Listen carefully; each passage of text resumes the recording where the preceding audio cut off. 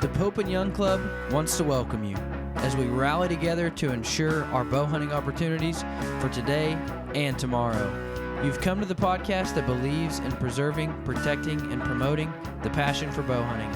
Join us as we strive to be the voice of today's bow hunter. This is the Pope and Young Podcast.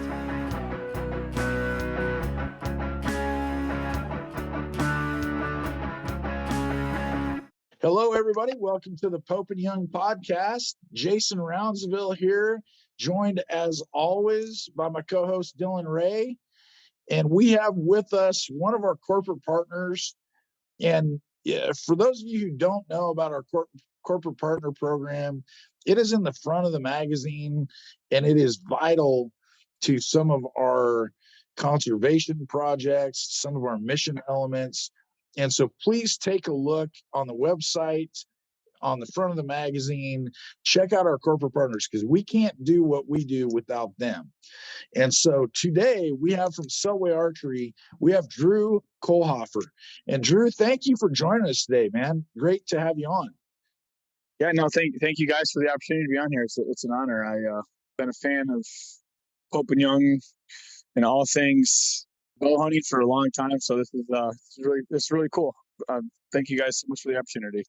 Absolutely. Now, Drew, give us, give folks a background, a little about you, and also about Selway, so that they can hear about what you guys do and a lot about your company, because I don't know that everybody understands exactly what you guys are doing over there. So why don't you give us a background for us?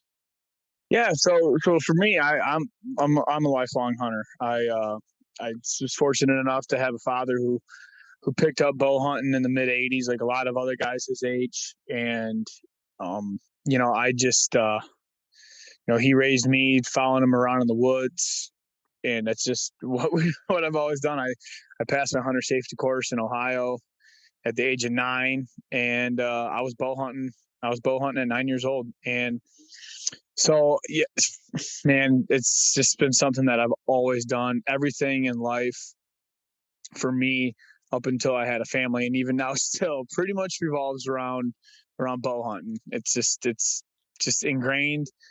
Guys ask all the time, well, why do you hunt? Well, that's an impossible question to answer, because I don't, which is what I've always done, right? What else would you start with? Did you start with traditional equipment? Yes, I did. I started hunting. I had a Ben Pearson Bronco that was right at the legal limit for me. And growing up, I had been shooting a lot, so I could pull the poundage to my draw length that I needed. And Dad had me set up. I was shooting that Bronco, and I think it was his actually when he was growing up. So it was kind of a cool legacy piece there. We still have it, and I'll pass it down to my boys. So I was shooting that with a cedar arrow and a 1964 Bear Razorhead. Is what I started bow hunting with. And I thought some of my equipment was old. Or like. And then fast forward. So that was in 97. Fast forward 3 years, and then so it took me 3 years to kill my first big game animal, and I shot a white-tailed doe in October of 2000 with my longbow, Easton aluminum 2016, and those same Bear Razorheads. And yeah, so ever since, man, it's just the hooks have been dug in, and it's I haven't always hunted with traditional equipment. So I started with traditional equipment, and then through my high school years, I had lost a little bit of confidence in myself. I had missed a few animals, and I had one bad day in the tree, and my uncle was like, here, you're going to take this. And he had an old Matthews. I think it was a SQ32 or Q230. I don't know. It was one of those, but he backed the poundage way off for me, and went out the next weekend and shot a deer with it. And that kind of, so for a few years there, I picked up a compound, and I went on a pretty good spree with that. And then in 2010, I picked the longbow back up, and it's been pretty much all traditional since then for me. And then Selway kind of comes out. Sorry, go ahead. No, I was going to ask you, because I've tried that whole method of My confidence is down with the recurve. Let's pick up the compound. And what I found is if my confidence is down, it's down, like no matter the weapon. You know what I mean? So like, what was that process like for you, if you don't mind me asking? Yeah. So for me, with the compound, the advantages to the compound are, obviously we know what the advantages are for the most part. But for me, what it was it was the mental aspect. The built-in stop or the built-in kind of breaks within your shot, right? Where, okay, it's not just pick a spot, come to full draw, let it rip type of a thing. That's how I grew up shooting the stick.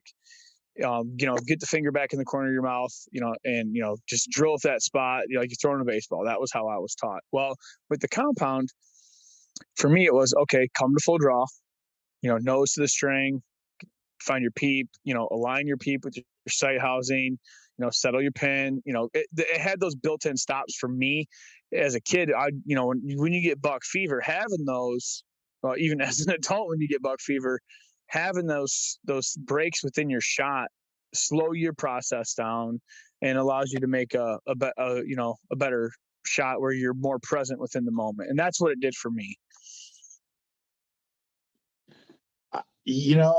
For me, I was just glad to hear that you'd at least tried compounds, because some of the trad guys are, man, it is trad or nothing. Yeah, and I think that we don't really have to go down this rabbit hole if we don't want, but you guys can stop me whenever you want. But I think we are getting to a point now where there's been a lot of guys hollering about this for a lot of years. And Dylan, I think I've talked with you about it a little bit. We're getting to the point where bow hunting is so accessible now that there's so much competition for tags, specifically in the West, where you're seeing a lot of that. Man, it's not saying that it's not accessible to go pick up a stick bow. It's just going to take more effort, right? Well, we live in a society now where, man, I got to be careful here because I don't want to upset anybody, but it's just the fact of the matter is you can go pick up a compound bow and get relatively proficient with it in a shorter amount of time than you can with the stick bow. And that's why I think that you see a lot of maybe a little bit of the animosity from the guys who do shoot recurves and longbows because they put in more work. Well, I put in more. It's the same concept of the student loan crisis, right? Like, well, I paid my loans off. Why do I have to pay these guys loans? It's like I worked harder, so I should get more benefit, right? Like there's kind of that mindset. Yeah. Well, and now we're seeing a little bit of these things kind of maybe come to fruition a little bit, where Idaho, or not Idaho, but Arizona, they're losing their over-the-counter deer opportunities in bow hunting, and we're losing bow hunting opportunities. So I think what needs to happen to kind of pacify everybody to an extent is we need to figure out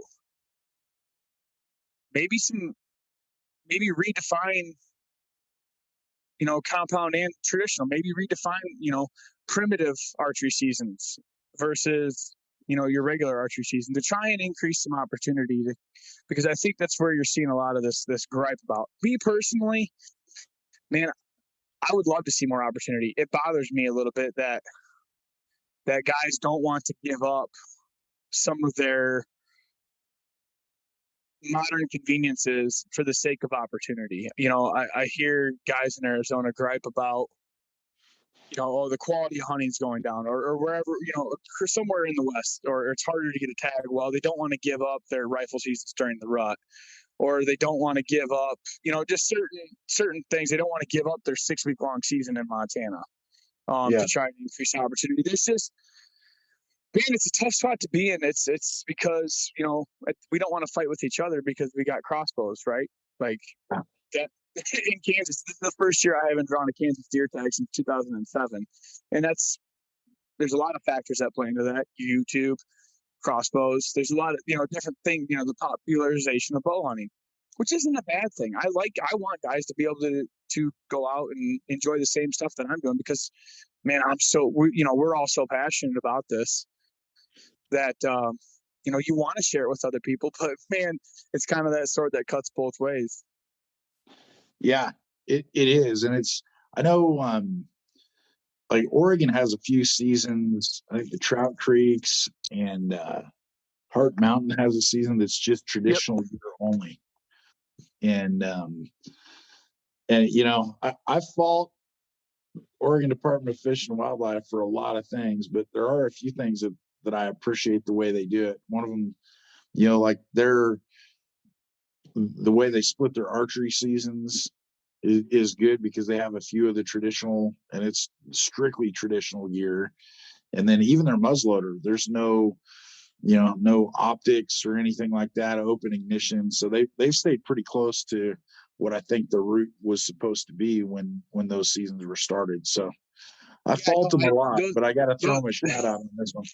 You're definitely right. And the Oregon bow hunters have done a really good job of lobbying for that type of stuff, for just to create opportunity. Because a lot of those guys I'm friends with, and they saw the writing on the wall a long time ago, and they tried to get ahead of it. And like I said, I applaud them. They've done a really good job of, and that's why it's important to join your state bow hunting organizations, because a lot of them are active in trying to preserve some of this stuff. I know there's some guys down in Arizona that are working on doing the same.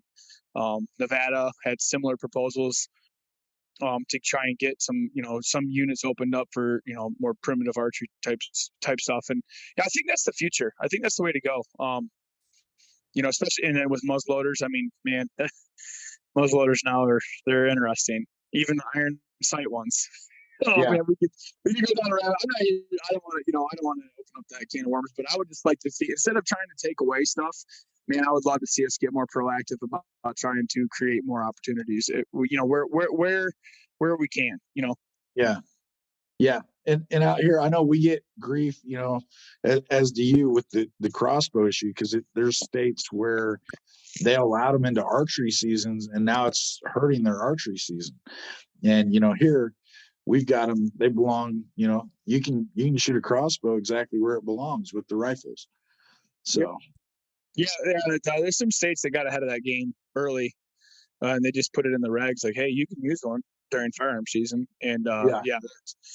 But it's a lot of, unfortunately, a lot of that is dictated by money, especially here in the East. I live in Michigan, and I hunt a lot in Ohio. Some of the highest concentration of bow hunters in the country are right here, and man, or hunters in general as well.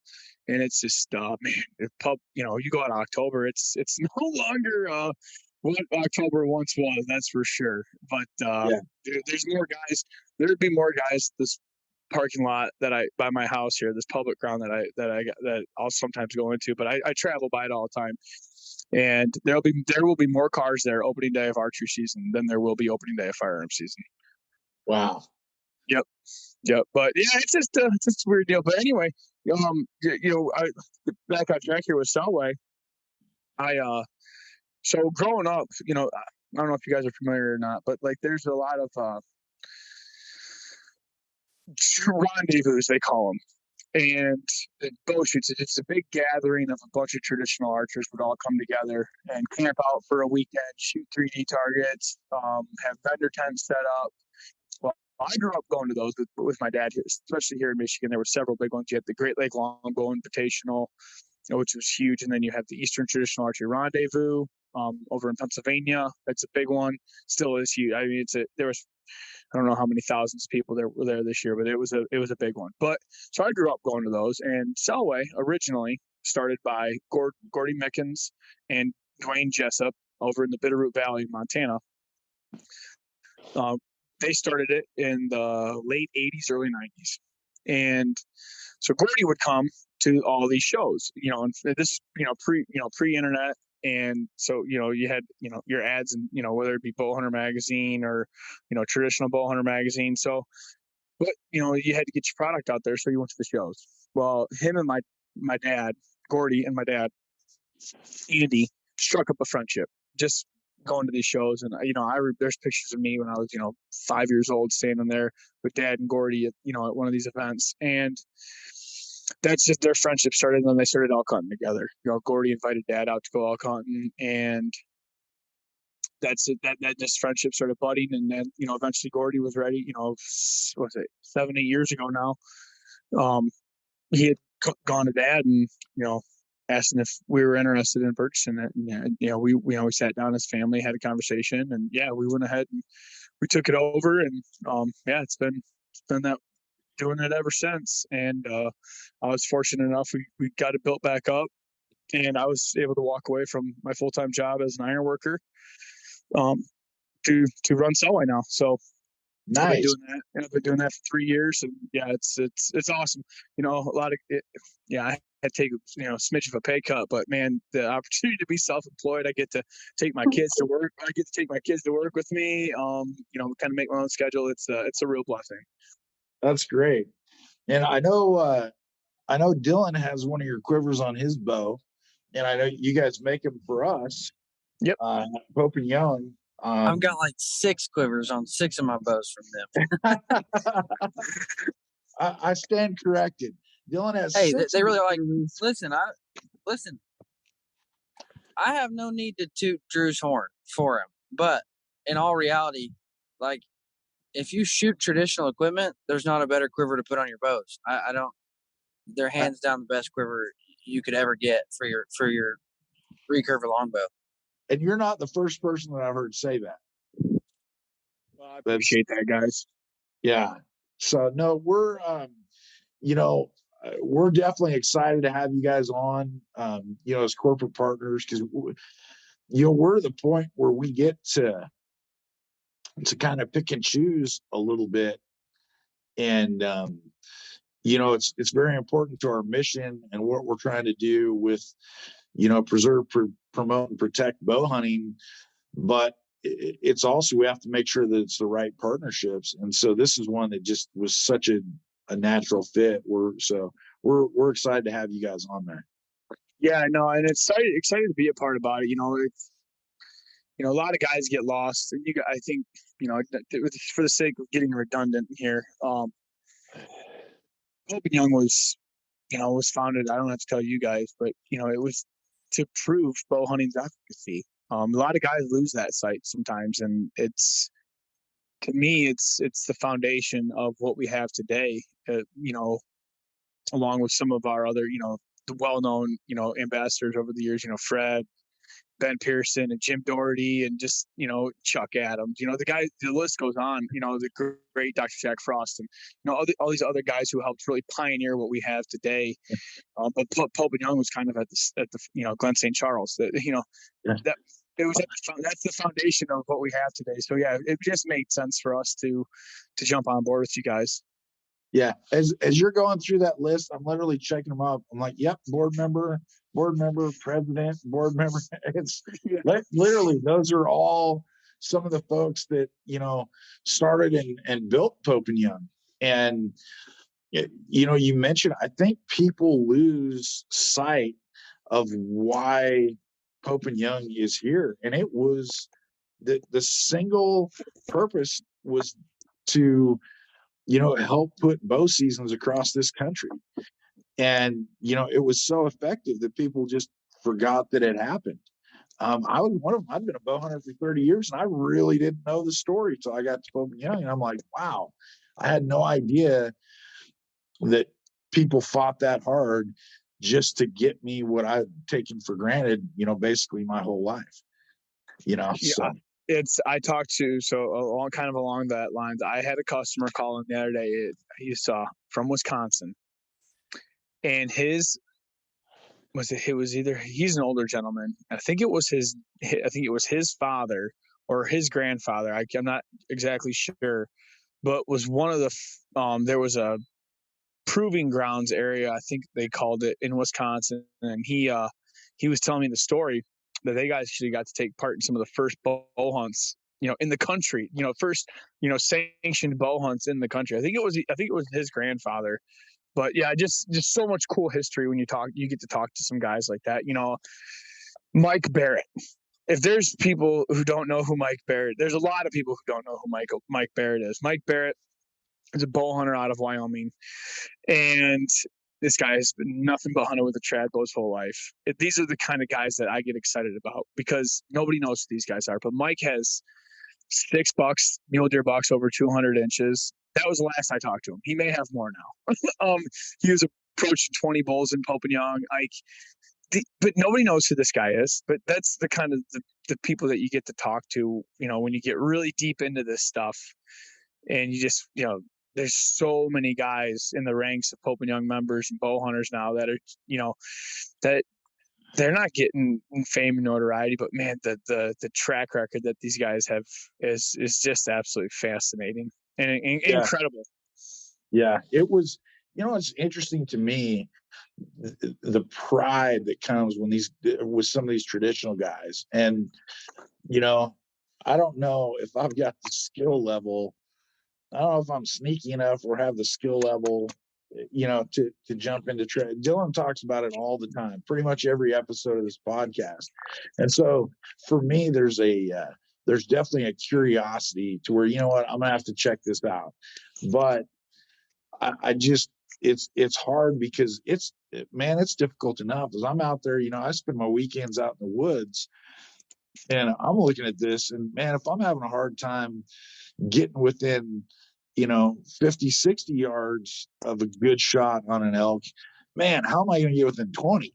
So it's you see these guys and they're all about it and the level of pride they have. And even Dylan, who was the guy we just did the Boone and Crockett Award for, shot a monster blacktail, and then you start talking to him and it's just one of a number of trophies that he's got. Yeah, you're talking about Tavis Rogers. Yes, that's right. Yep. I speak for a second. And he's super nice guy, nicest guy, most appreciative guy. And he's doing that all with trad gear. And it's like, okay, clearly he's in a league that I'm not in. But gosh, you really have to respect the guys that are doing it that way. But I heard a guy one time say, well, it was Fred Eichler. He was talking about how, once you've done it for so long, he's like, if I want the challenge, then I pick up a compound, because it's like, for me, this is more effective because I've done it for so long. It's like when I pick up the compound, then it's like, oh crap, man, this is going to be hard this week, Eichler's made that mention before as well. Like, he feels more lethal with his recurve in his hands because there's less to do. There's less going on. I didn't mean to cut you off there, Dylan. Sorry. No, you're good. Well, that's exactly what he was saying. He said, dude, if me and you stand at a target at 20 yards and I say go, you've got your compound, I've got my recurve. He's like, I'll put 2 arrows in there before you put your first one in there. He's like, sure, mine might be in the 10 ring and yours might be in the 12, but I killed it 2 times before you killed it once. Interesting. Yeah, and the beauty of traditional equipment, when you decide to take that leap, is, there's a really good video. I think Stika put it out, but it was produced by some friends of mine, the White brothers, Rock House Motion, and it kind of it's like a quick little view. It's called The Challenge, and it's got Nick White on there, and Nick says this comment. It's like, it's the perfect give and take relationship. You get in what you get out of it what you put into it, and that's what I like so much about hunting with the recurve or longbow, is because it's on me. I don't have any equipment to really rely on or to lean on to help get me through it. If I'm not on my game, then I'm not making that shot. And I like that pressure. I like that, the countless hours of putting in the work. It's super rewarding when you are able to to make that good clean kill on an animal. Like, man, there's just no better feeling. See, and I get that, but for me, I know some guys that they have a hard limit. They're like, okay, my max effective range is 25 yards. And I look at that and I'm like, I'm shooting a compound bow and I backed it off a little. I was shooting 80 pounds last year and I think that was a little much. So I backed it off just a little bit. But I mean, for me, it's kind of nice to know, the other day I had a branch bull at 33 yards last weekend. And it was nice to know that if I wanted him at 33 yards, it was over. It wasn't like, oh no, I need to get 8 yards closer. So there's, I think that's the beauty of it, knowing that you're gonna lose sometimes. And I've heard it said before, a lot of my turkey hunting buddies, in response to some of this turkey reaping that has gotten really popular lately. It's okay if the animal wins. And it's okay. They said it's okay if the bird wins. And, and I, take the bag. It's okay. It's okay to lose. It's okay if that buck fools us or, that doe slips away. Like, that's okay. And man, at the risk of sounding like an elitist, because we get painted as trad guys a lot of times. I think a lot of guys kind of misinterpret where we're coming from, and they think that we're just these pompous elitist guys who think we're better than everybody. And I don't think that's the case. I think it's just I'm not saying that people don't have more, one guy has more respect for an animal than another guy, but it's just a different mindset. Yeah. This is the best way to describe it. You're like, it's okay if the animal wins sometime. I'm like, I'm out there and the animal wins plenty with me. So, right. And Drew, I don't like to lose. So it's okay for them. Right. No. Yeah, exactly. And it's like, I see a lot of, it's, you were talking about, getting into it or whatever, I will tell you what, in the past 5 years, since traditional archery had a really big resurgence, I would say in 2015, 2016, when you had the push archery come on the scene with a lot of their technical education. You had Aaron Snyder, from Kafaru pick up the recurve, and you had this resurgence, this big flocking to the community. And I will tell you what, there's guys out there that picked up a transition from a compound and picked up a stick bow just out of curiosity. And these dudes didn't miss a beat. Yeah, they were killing stuff with their recurve or their compounds, and they picked up the stick bow, and they didn't miss a step. They just kept right on filling the freezer and putting big animals on the ground. And that's not like that's not just a couple of guys. There's a whole bunch of guys who are just absolutely lethal with it in their hands, and they found a love for it. And I think it's great, man. I really the more guys we get shooting stick bows, the better it is for bow hunting, in my opinion. Yeah. Well, there's definitely some guys out there that are doing it that are just unbelievable. I mean, I wouldn't want to pick up my compound and go compete with some of these trad guys. Right.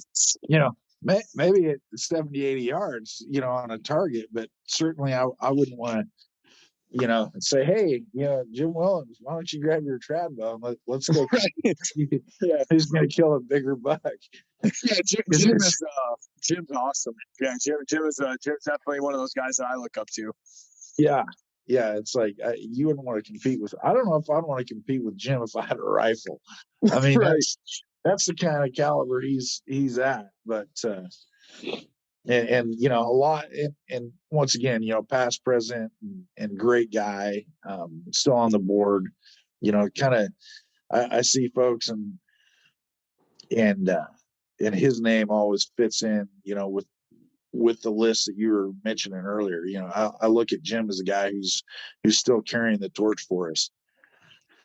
Yep, there's something to be said for it. And I would encourage anybody listening, man, go know your history. Go remember these guys. Go learn about some of these guys who helped put bow hunting on the map and make it what it is today.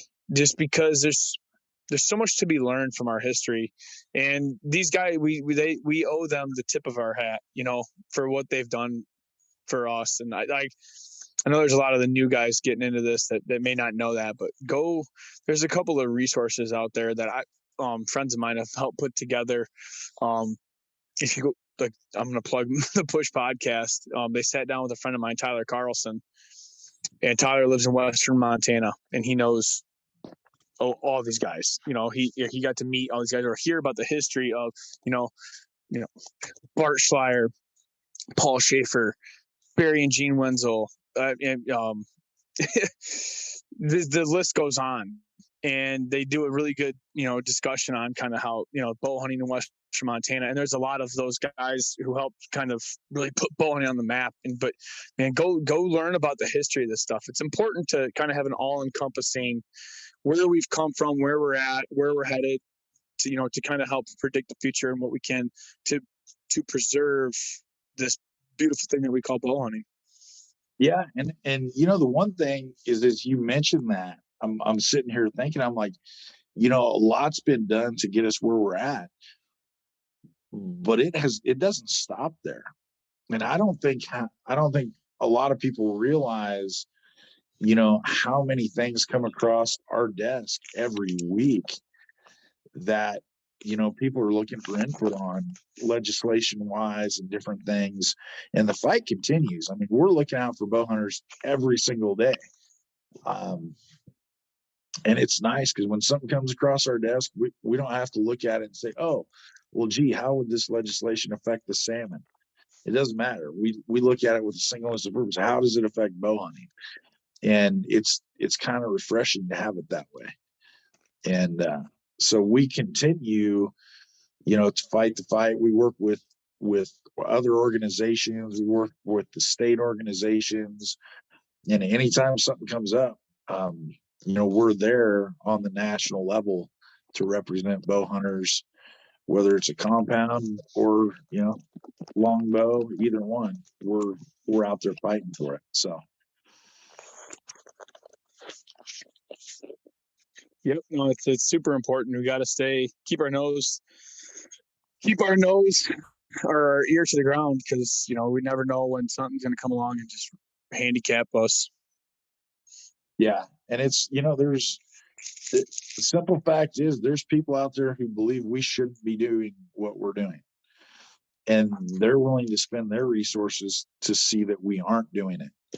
And so it's, and sometimes they got a lot more resources than we got. Yeah. More often than not, they do. It's sometimes it's amazing how the squeakiest wheel man can generate the most noise, and they do a really good job at it. They are such a small faction of our population, but man, they sure do make a ruckus. Yeah. Well, I mean, gee, imagine how much more money we'd have if we didn't hunt. Gee, right. wouldn't need all this equipment. Then you can spend all this money. Right. Yeah. Wouldn't need $1,000 new hunting clothes every other year. Yeah. Dylan wouldn't need 6 bows with 6 quivers. Right. Give all that money into, shutting us down, or, I don't know, their knitting class, or I don't know what else they do. I heard a bow company the other day say this is the last bow you'll ever have to buy until next year. Yeah, no kidding. Oh, dude, that's so funny. That makes me giggle. Yeah. That is so funny. My old compound, I still have it. It's a 2005 Fleet Ultratech. And I was out shooting it the other day. It still works good, man. I couldn't imagine upgrading right now. That thing just works.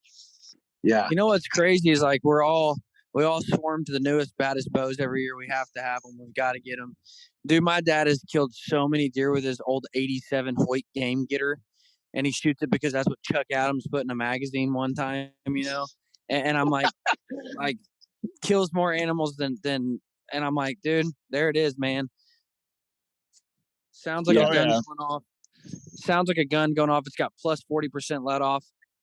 Yeah, it's the Indian, not the bow. Yeah, you draw 60 pounds, you hold 52. It's tough. No, you draw 60, you hold back 64 somehow. Yeah, right. It's I don't know. It's yeah. Somebody asked me. They said, "Well, man, if what do you think people do that don't hunt?" I said, "Who cares?" So. Yes, I had a guy ask me to score the football game the other day, and I go, "What game?" Yeah, I guess like this, and I used to watch sports all the time, but as I have a family now, and like I have to channel my energy into certain places, like I had to cut football out of the program. Yeah, I think a few years ago, a lot of people cut football out of the program. However, Whether he watches football or not, dude, my favorite quiver on planet Earth is my custom Arkansas Razorback quiver. That's on my boat right now. Oh man, you know what? You do a good job working Arkansas and everywhere you can, Dylan. I appreciate that. Hey, somebody's got to. I mean, That's right. That's awesome. somebody's got to, dude. Pig suey, right? Isn't that how it goes? Listen, I saw a post on Facebook that day. I grew up in Northwest Arkansas, in a town, Van Buren, Arkansas is the name of the town, and I saw this like the white trashiest post you've ever seen in your entire life, like chick in like a Bud Light bikini with like she was pregnant and her boyfriend with the mullet and white trash beers like holding her with beers in his hand, like, and it said, "What in the Mulberry, Arkansas?" And I'm like, no, like I grew up like 3 minutes from Mulberry, and now we're making national news on gifts like this, man. Yeah. Okay. Well, I'll tell you what. You know what? We're gonna know for sure if Dylan is a true Razorback if on our next podcast he's got one of the hats, the Arkansas pig hats on. That's I've got one. I've got one. So we're gonna wear that on the next podcast we do, man. You got to break that out. I can do it. Okay. 100%. All right. That's awesome. Yeah. Well, Drew, what is up for you? I know we're talking just off camera a bit. You've got had some good news from Utah this year. Yeah, I was fortunate enough. I pulled a limited entry deer tag for November, so I'll have the tag I drew. I can hunt with a handgun. And this is so caveat.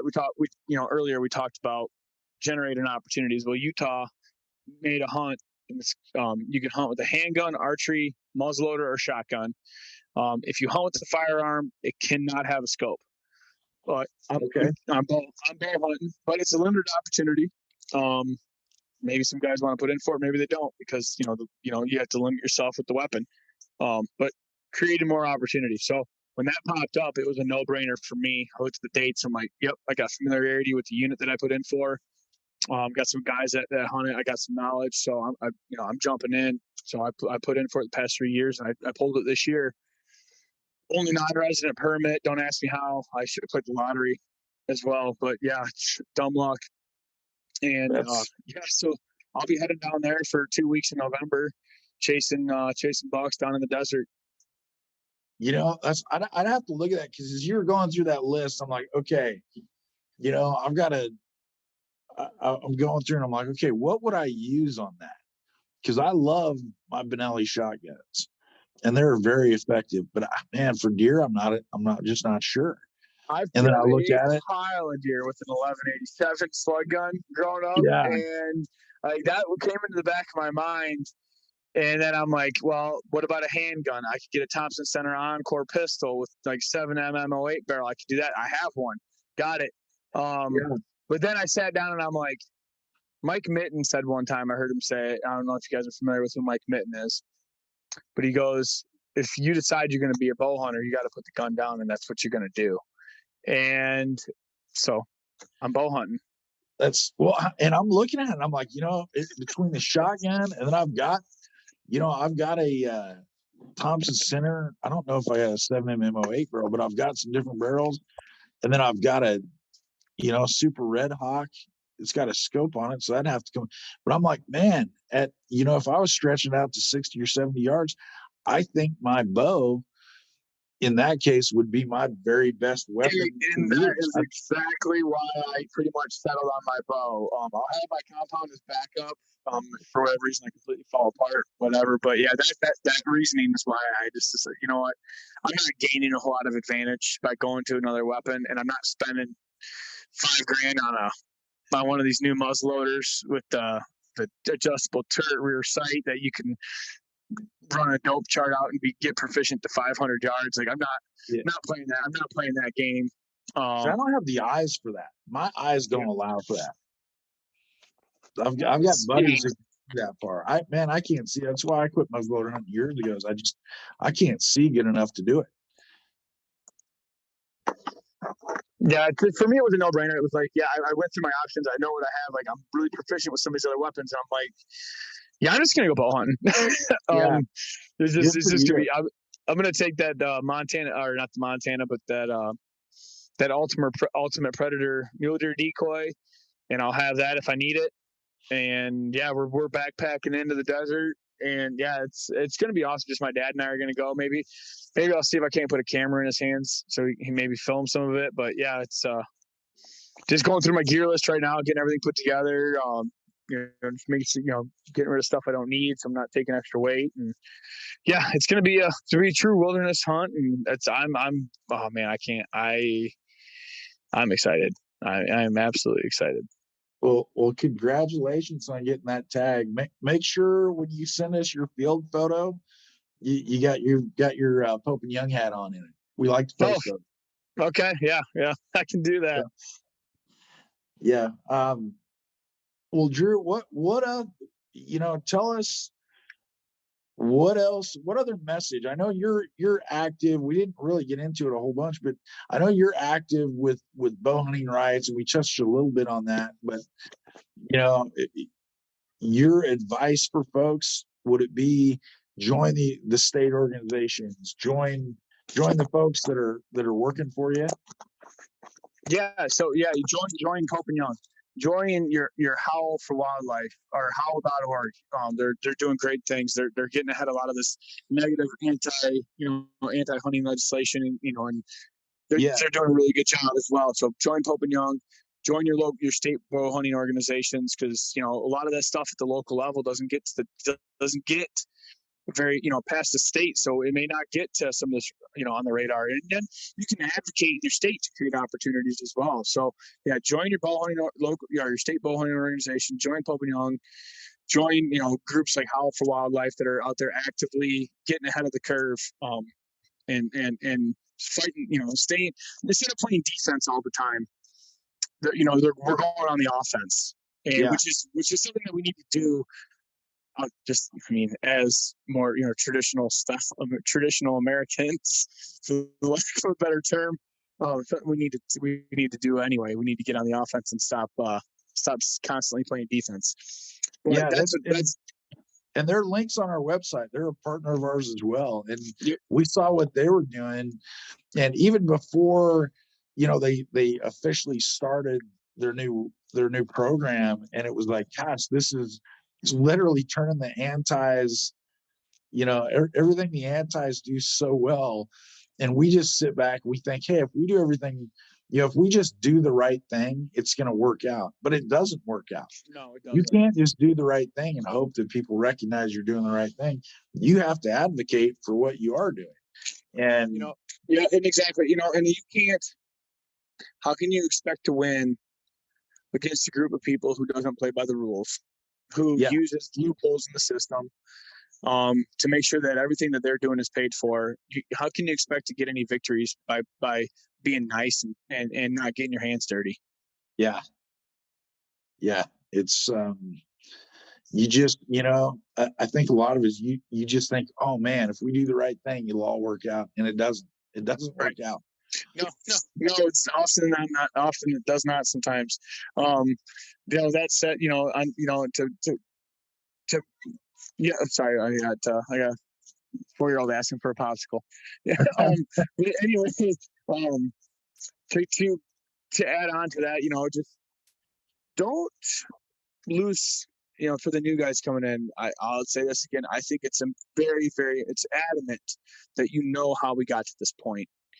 It's absolutely crucial, in my opinion. I wish that in bow hunter education they taught bow hunting history. There was a course on bow hunting history, because this hasn't always been a thing, like you touched on before. And I would just implore everybody, go learn your history. It's one of my favorite things right now in the world.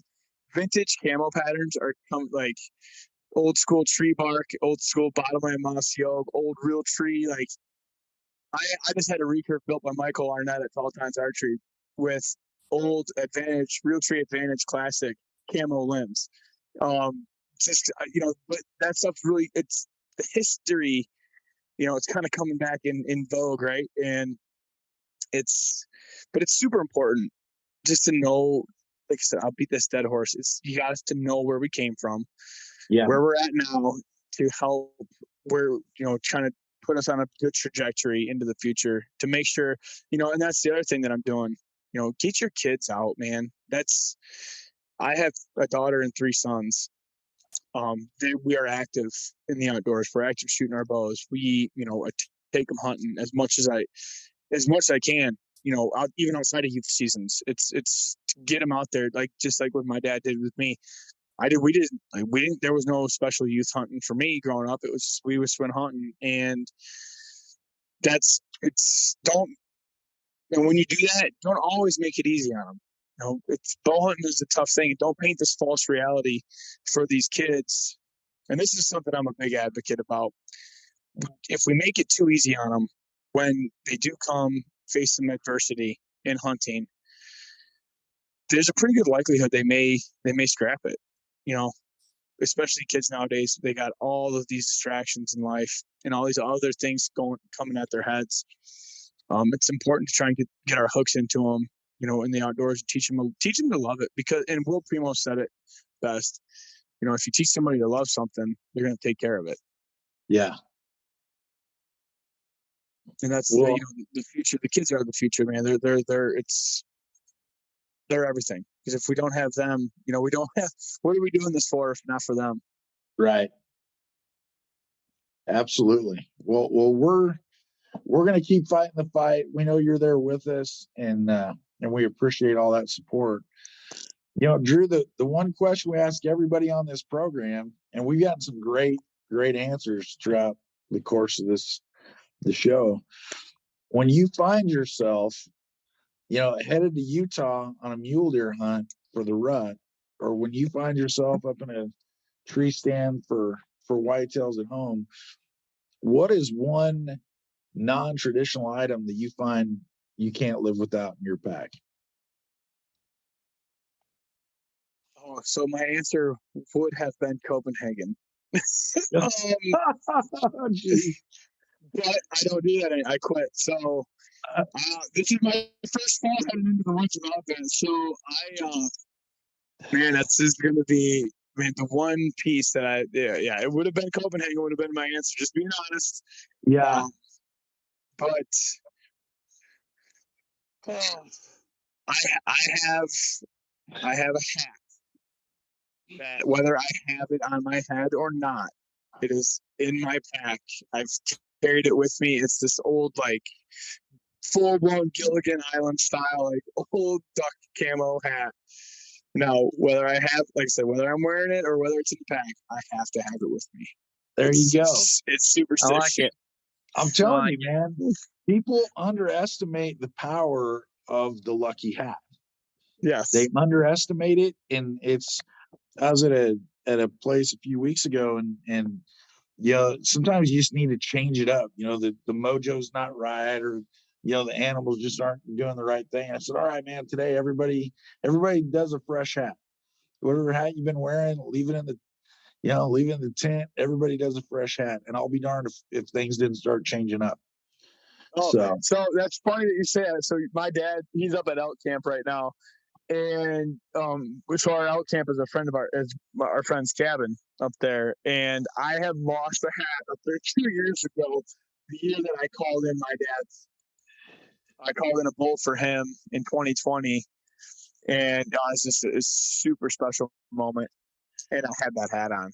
Well, I lost it, and I was panic struck, freaking out, like, man, it's gone. I was just sick. Well, he found it yesterday. There was a rain, the poured down rain. He stayed at the cabin, helped clean up the cabin and everything. Well, he found it underneath the bed, one of the beds. And, nice. And I said, you have to wear that hat hunting tomorrow. Yeah. So and he just texted me, and he goes, I got a bull working. So while we've been on the phone recording, my dad texted me and said, you got a bull working. And it's the hat. There's some, you have to, the hat is everything. It's the old rally cap, So I had a guy, I wasn't hunting with him, but we were in the same area, and we were just visiting, and he wasn't having great luck. And I said, you know what? Sometimes you got to trade it up. I said, you know what? I'm going to do you a solid. I'm going to get you my lucky hat. And I handed him, I had a Pope and Young hats, one of the Kuyu patterns. And And he looks at it. He's like, really? I was like, yeah, try this out. It's a lucky hat. Can't go wrong. Next thing you know, he goes out that day, shoots an elk, first elk with the bow. And he's like, you don't think you're getting this back now, do you? I was like, enjoy it. Wear it in good health. But, you can't tell him that was not a lucky hat. Probably had nothing to do with him getting an elk, but it's still, sometimes you just got to change it up, change the energy just a little bit. And I think a lucky hat can do that for you. Yep. So when we jump off the phone here, I'm gonna jump on, give my old man a call and see, because he texted me that and then he called me. So maybe we got some good news. All right. Well, Drew, hey man, thanks for joining us today. We really appreciate Selway being a corporate partner and helping us fight to preserve, promote, and protect bow hunting. Thanks for all you do. Being an ambassador for the sport all across the country. So we sure appreciate you. No, I appreciate you guys having me on. It's an absolute honor to be affiliated with you guys, and super thankful. Excellent. Are we going to see you in Reno? I hope to this year. I'm trying to get all the stars aligned. I'd like to, at least if we don't have a booth, I'd like to at least just come and rub elbows, because I got some good friends that live out that way anyway, so they'll be there. And I've heard nothing but good things about some of the bow hunting relationships that can get started at the convention. That's a fact. Well, we hope to see you there.